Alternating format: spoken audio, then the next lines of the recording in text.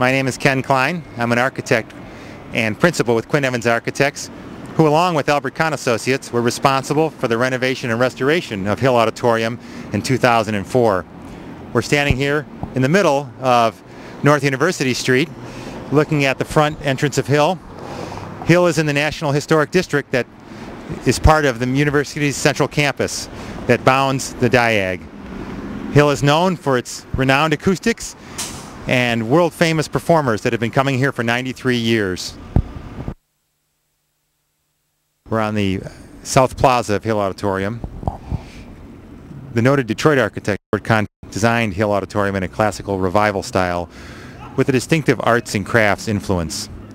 This is evident in many building features, such as the decorative terracotta work at the cornice, the tapestry brickwork along the south facade, the massive stone masonry, and on the interior the decorative plaster and polychromatic decorative paint scheme.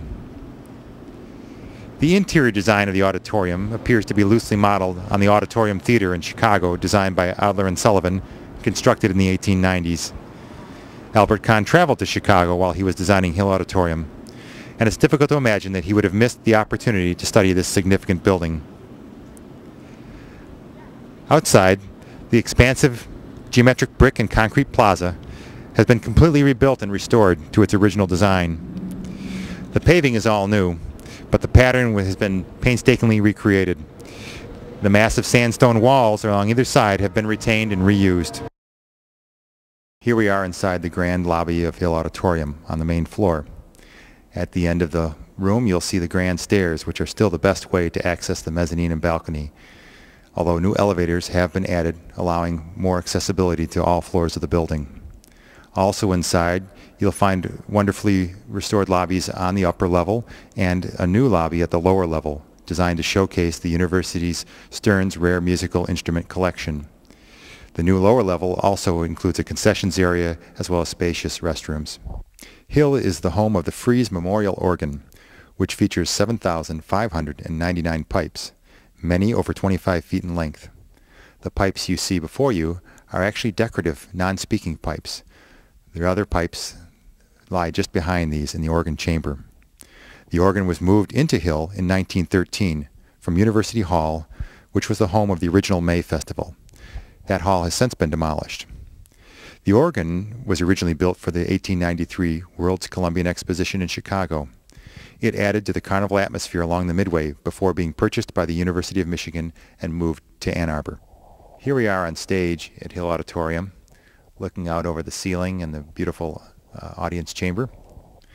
Another condition that Arthur Hill made was that a speaker should be able to address the entire student body seated in the auditorium from this spot on stage. This bequest significantly influenced the design, in that the auditorium needed to be as large as acoustic considerations deemed possible. To help fulfill this condition, architect Albert Kahn collaborated with Hugh Talent, a noted acoustic scientist from New York City, and developed the unique parabolic shape of the ceiling, which acts like a megaphone, naturally amplifying any sound at the focal point on stage. This allows a single speaker or performer to be easily heard at the farthest reaches of the hall without artificial amplification. The original capacity was limited to about 4,600 people, because increasing the size beyond this would have resulted in disturbing echoes for those seated furthest from the stage. You'll notice the series of decorative arches and the large oval ley light, which helped to define the character of the parabolic-shaped space. These were restored in 2004. The medallion lights along the arches were reactivated, and the 136 globe lights on the necklace around the ley light were recreated. Historically correct fixtures were also recreated for the ceilings under the balconies and in the public lobbies and other support spaces. The ley light was cleaned and repainted and backlit to simulate the original natural light from skylights that have long since been covered. Notice the polychromatic decorative paint scheme in this room. It's beautiful, isn't it? The auditorium was originally painted in warm earth tones of golden and blue-gray colors. Unfortunately, when the building was modernized in 1949, the walls and ceilings were whitewashed and the historic lighting fixtures replaced with up-to-date spun aluminum fixtures. Although lost for 50 years, much of that history remained just out of sight. The restoration design team painstakingly researched the color palette by taking samples of the original paint campaign, 150 samples in the hall alone, and 250 in total. These were then analyzed under microscope and spectroscope to determine the generic color formula.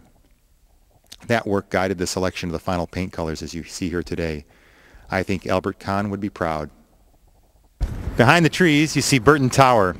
This Caroline clock tower was designed by Albert Kahn in a modern Gothic style as a tribute to former university president Marion L. Burton. Completed in 1936, the 10-story tower, built of Indiana limestone, measures 212 feet high and 41 feet 7 inches square at the base. In addition to the Charles Baird Carillon and observation deck on the 10th floor, the University Musical Society occupies offices on the 1st through 3rd floors. The School of Music of the university uses the floors 4 through 9 as classroom and offices. During the academic year, visitors may climb up to the observation deck and watch the carillon being played. Burton Tower was renovated and restored by Quinn Evans Architects and Albert Kahn Associates.